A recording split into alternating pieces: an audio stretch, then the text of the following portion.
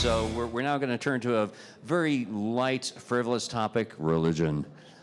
We have here, coming up next, Steve Gatena and Michael Lynn of Pray.com, and I could give you the sort of mission statement version of what they're trying to accomplish. But I think the best description of their use case comes from Prince. Dearly beloved, we are gathered here today to get through this thing called life.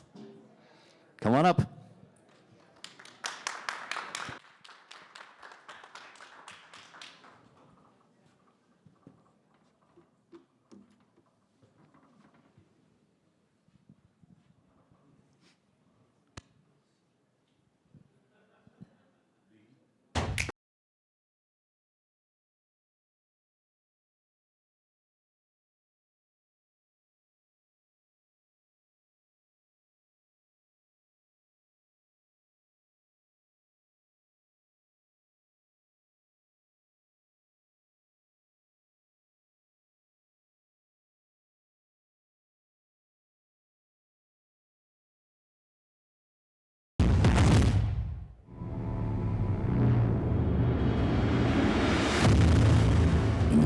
Was the Word, and the Word was with God. I don't have to worry or walk in fear, because I know, God, that you are with me.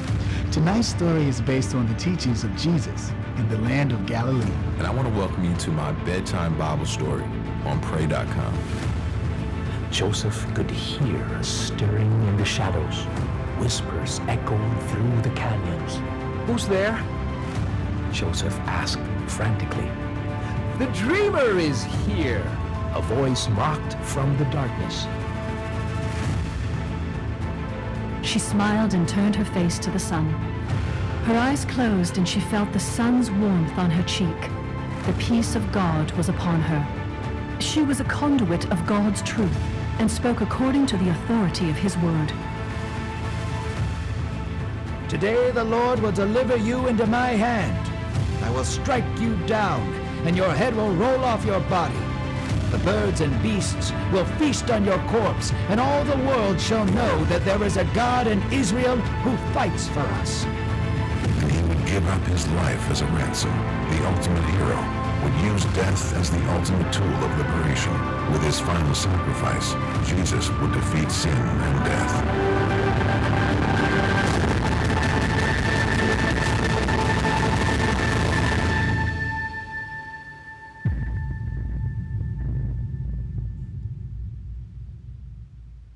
Thank you. Can you hear me in the back? Is it clear? Crystal clear? Good, I want to make sure it is. Thank you. I was going to kill myself today.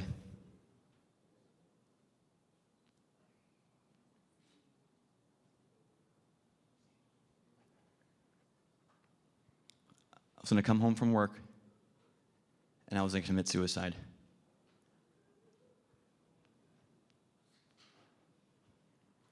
And then I got a text message from a friend with a link to Pray.com.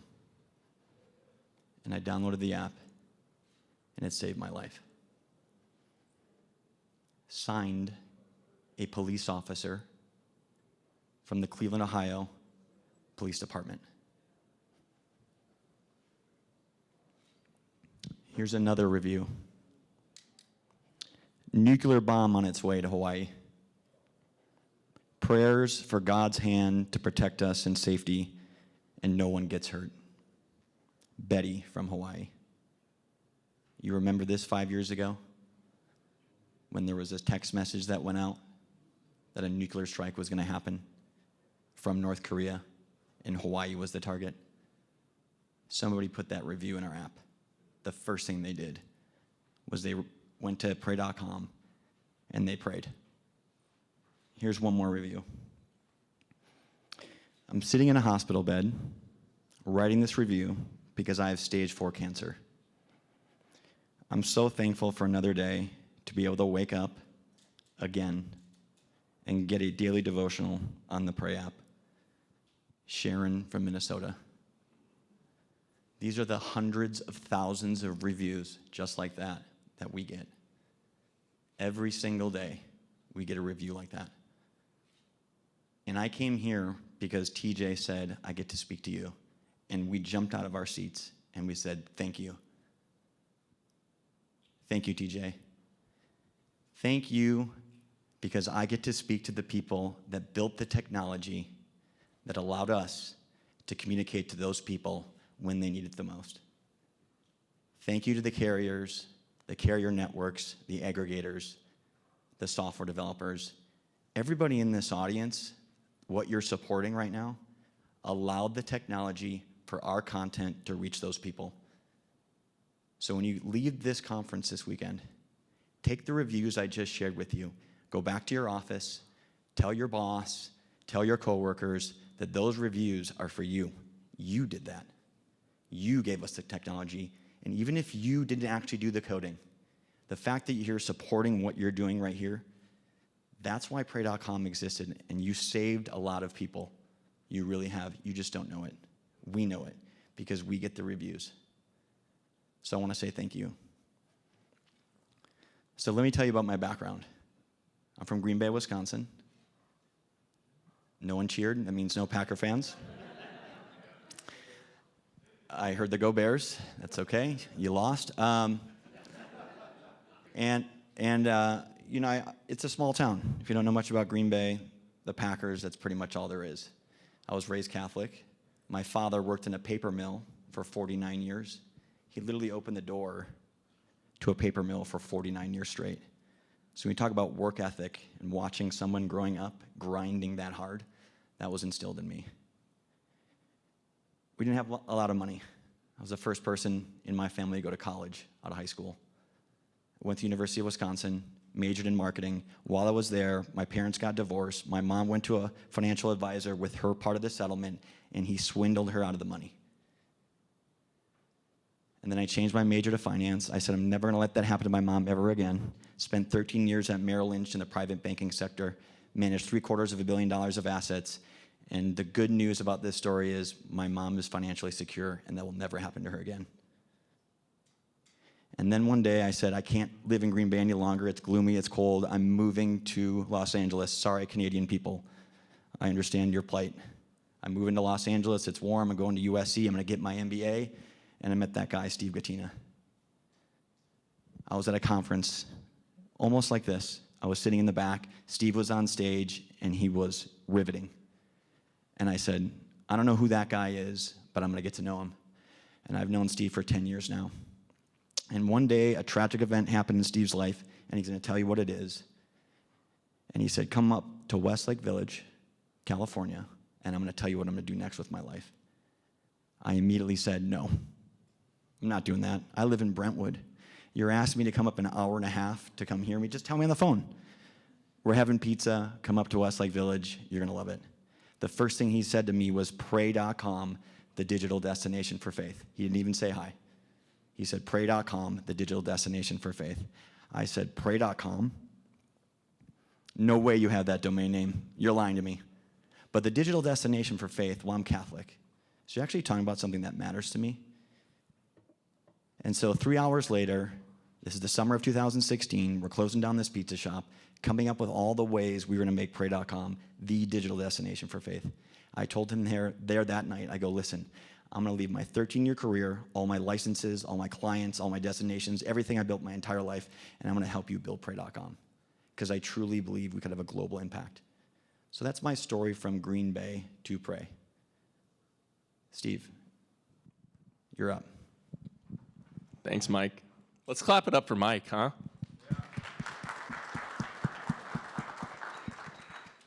My name's Steve Gatena. I'm the founder and CEO of Pray.com. I was born to a single Jewish mom on welfare.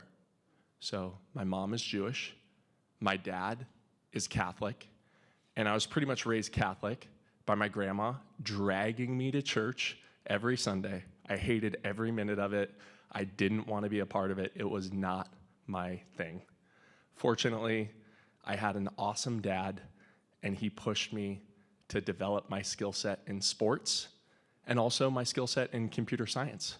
When I was in high school, I was recruited, flown to Washington, D.C., pitched by a bunch of 3-letter agencies, FBI, DEA, other agencies, on how you could use computers in the government.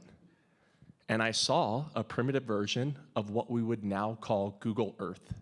It was satellite imaging, and I said, man, this is the coolest thing I've ever seen. This is what I want to do when I grow up. So I decided that I was going to get into satellite imaging. I went to the United States Air Force Academy out of high school to major in computer science.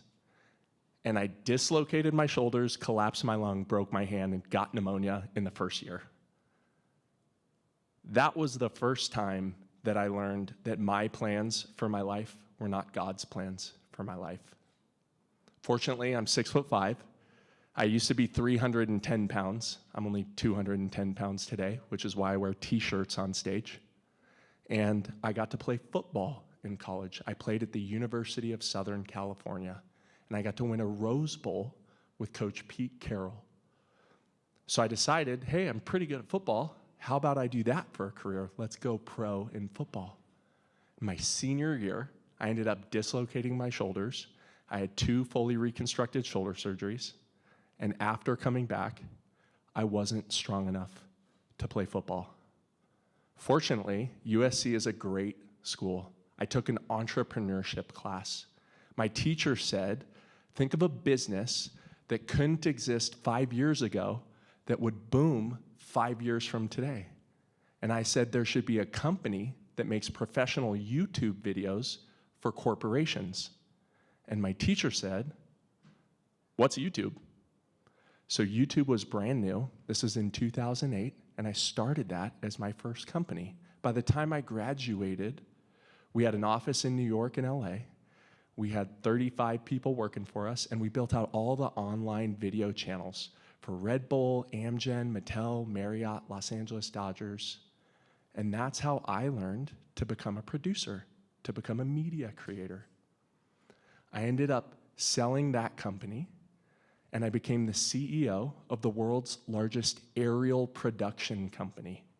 We filmed all the major motion pictures and TV shows. So CSI, Law and Order, Mission Impossible, Transformers.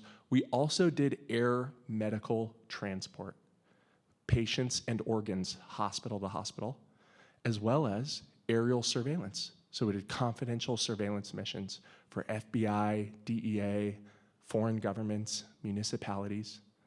And I learned about our communications infrastructure, not only locally, but internationally. And I realized how important telecommunications was to our business at the time, which was making movies, saving lives, and catching bad guys. It was a pretty great gig. I'm 29. I'm CEO of this multinational helicopter company, and it was awesome until Friday, September 11th, 2015. So let me give you an idea where I was at. I was in a fancy hotel just like this. We were in a boardroom, and I was running a senior leadership team meeting. And it was the end of the day, kind of like it is right now. It's about 4:53 p.m. that Friday. And I got a phone call. And if you haven't gotten a call like this, I hope you never get one.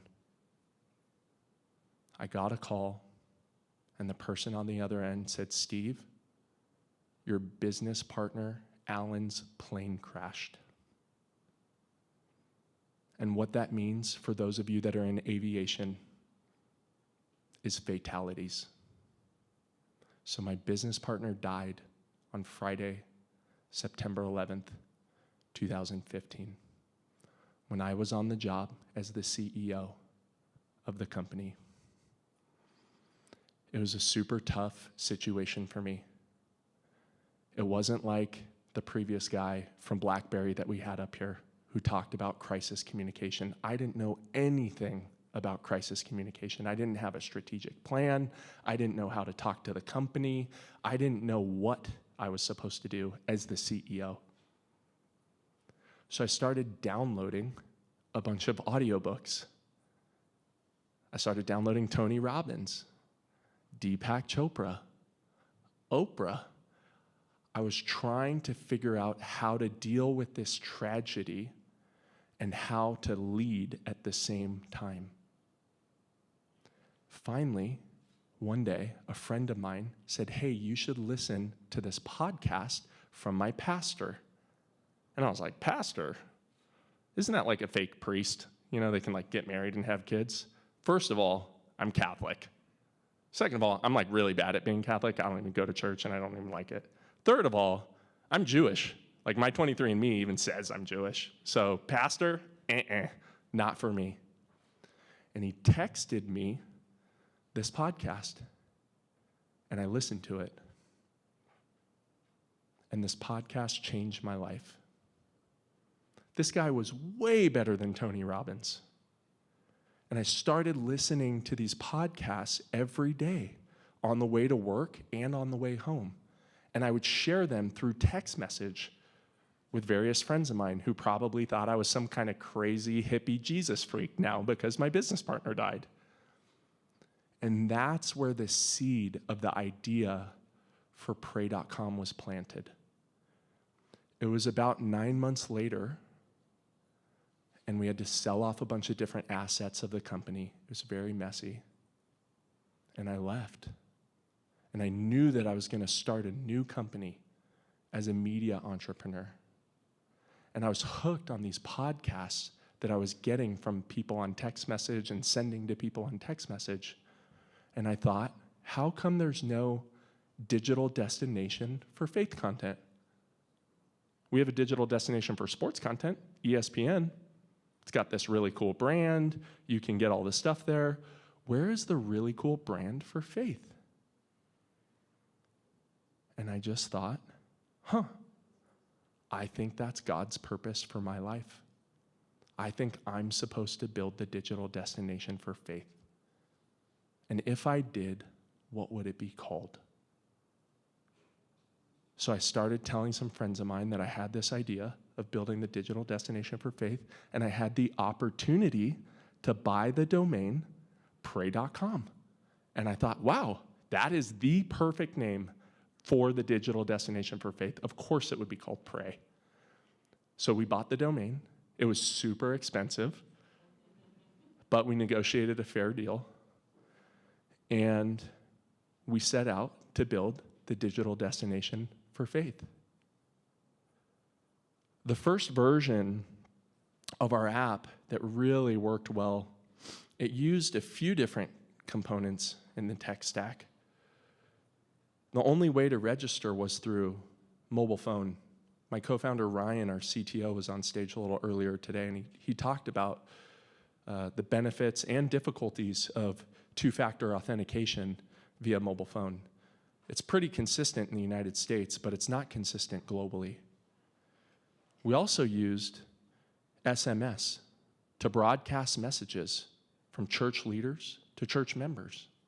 Some of these broadcasts are mission-critical emergency messages, and some of them are just telling people to park around back because they repainted the front door.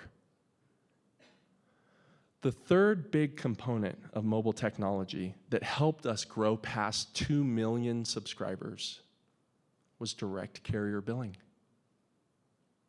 It turns out there's more Christians in Africa than people in the US. And there's more Christians in Asia than people in the US. And there's more Christians in Latin America than people in the US. So if you have the best Christian content in the world is your oyster. That's all I got for you. We're going to do just a quick Q&A. My name's Steve Gatena. I'm the founder and CEO of Pray.com. Thank you so much.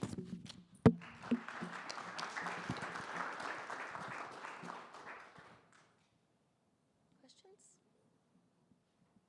Any questions? You guys let us off the hook easy. All right, there we go. I knew I wasn't going to be able to escape.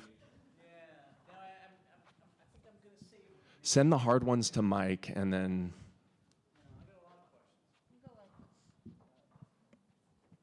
Well, I've got one. Who'd you buy Pray.com from? Please tell me it was not some really evil mega corporation. It was somebody that truly believed in our vision and our mission. And while the domain was incredibly expensive, they gave us a very fair deal. They gave us a license for the domain for $1 with the exclusive option to buy at a fixed strike price. The $1 was the hook. The fixed strike price was very expensive, so it was almost like a free trial, so you got to be careful with that. All right. Thank you, everybody.